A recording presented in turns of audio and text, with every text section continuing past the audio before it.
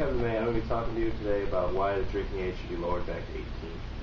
Do you think it's fair that in this country an 18-year-old can go to war, die, vote, and even be sentenced to death by a jury, but they're not allowed to enjoy an alcoholic beverage? The current law in the United States states that you cannot legally drink until you're 21 years old. Up until 1984, the law said that you can consume alcohol at age 18, and this is a law that needs to be reinstated immediately. Many people don't know this, but the drinking age is actually set state by state. The only problem with this is the federal government will not give any funding to states that don't change the law to 21, so the states really don't have a choice. Alcohol can be obtained very easily for people under the age of 21, which means that if underagers want to get alcohol, they're going to get it. 74% of high school students have said that they drank alcohol underage at least once in their lives. A study in 2005 showed that underage people spent an estimated $20 billion on alcohol.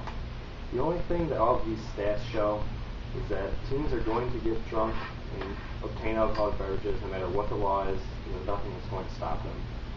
My argument is, what is the big deal about changing the law back to age 18? These teens are going to be drinking anyway. Another problem that exists because of this law is that underage people are not allowed to possess alcohol at any time. The problem with this is that teens think they need to drink as much as possible before they go anywhere, which leads to problems of binge drinking, things like that.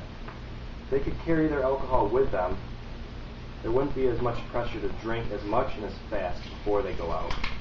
The United States has the strictest youth drinking laws in Western civilization, and yet they have the most drinking-related problems amongst young, so clearly there is a need for change.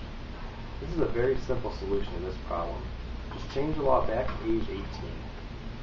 We need to show that we are American citizens and we are not happy about this law and want to change it back. We need to start talking to politicians so they can start a movement towards getting this law changed. There was nothing wrong with this law in 1984. We need to work together to get this law changed back the way it was. One of the problems might be that drinking is seen as cool to the teens of America. These teens start drinking earlier in their lives. They may not see it drinking as cool. In return, they would cause less problems. Teens aged 18 to 21 will definitely learn a lot about responsibility if they're legally able to start drinking at age 18. Drinking alcohol is a big responsibility for everybody, and under the new law, people have an extra 3 years to learn how to deal with the responsibility of drinking alcohol. If the government was to change the law back to the way it was in 1984, there would be tremendous benefits.